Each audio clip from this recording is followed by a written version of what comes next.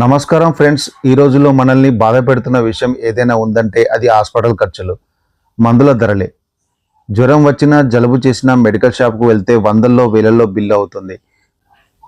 పాపం సామాన్యులు ఈ ధరలు భరించలేక మందులు కొనడమే మానేస్తున్న పరిస్థితులు మనం చూస్తున్నాం.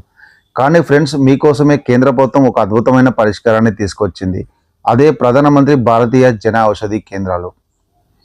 బయట బ్రాండెడ్ మెడికల్ షాప్లో దొరికే అదే క్వాలిటీ మందులు ఈ జన ఔషధి కేంద్రాలు దాదాపు 50 నుంచి 80% తక్కువ ధరకే లభిస్తాయి.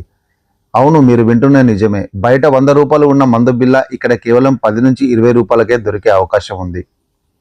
2018లో మొదలైన ఈ విప్లవం ఇప్పుడు దేశవ్యాప్తంగా విస్తరించింది. ప్రస్తుతం మన దేశంలో 16,000కు పైగా జన ఔషధి కేంద్రాలు ఉన్నాయి. వీటిలో షుగర్, బీపీ దగ్గర నుంచి పెద్ద పెద్ద జబ్బుల వరకు దాదాపు 2047 రకాల మందులు, ఆపరేషన్లకు అవసరమయ్యే 300 రకాల వస్తువులు అందుబాటులో ఉన్నాయి. అయితే ఇక్కడ చాలామందికి వచ్చే సందేహం ఏంటంటే, ఈ షాపులు ఎక్కడ ఉంటాయి, మా ఊర్లో ఎక్కడ ఉందో మాకు తెలియదు కదా అని.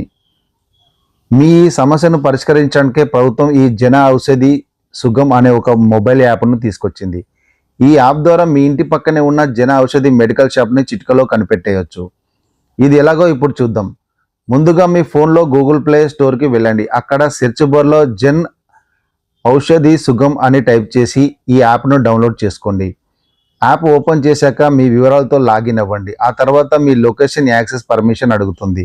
దానికి ఓకే చెప్పండి. ఇప్పుడు యాప్లో లొకేట్ నియర్ బై స్టోర్ అనే ఆప్షన్ కనిపిస్తుంది. దాన్ని క్లిక్ చేయగానే మీ చుట్టుపక్కల ఉన్న జన ఔషధి కేంద్రాల లిస్టు మొత్తం మీ కళ్ళ ముందు ఉంటుంది.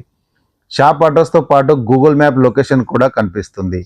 ఆ మ్యాప్ ఆధారంగా మీరు నేరుగా షాపుకు వెళ్ళి అతి తక్కువ ధరకే జనరిక్ మందులను కొనుగోలు చేయవచ్చు. సో ఫ్రెండ్స్, ఇకపై మందుల కోసం వేల రూపాయలు వృధా చేయకండి. ఈ యాప్ను వాడుకోండి. మీ ఆరోగ్యాన్ని, ఆదాయాన్ని రెండింటినీ కాపాడుకోండి. ఈ ఉపయోగకరమైన సమాచారం మీ ఫ్రెండ్స్, ఫ్యామిలీకి కూడా షేర్ చేయండి. ఎందుకంటే ఇది ఎవరి ప్రాణాలకైనా కాపాడవచ్చు. మరిన్ని ఇలాంటి యూస్ఫుల్ వీడియోల కోసం మన ఛానల్ను సబ్స్క్రైబ్ చేసుకోవడం మర్చిపోకండి.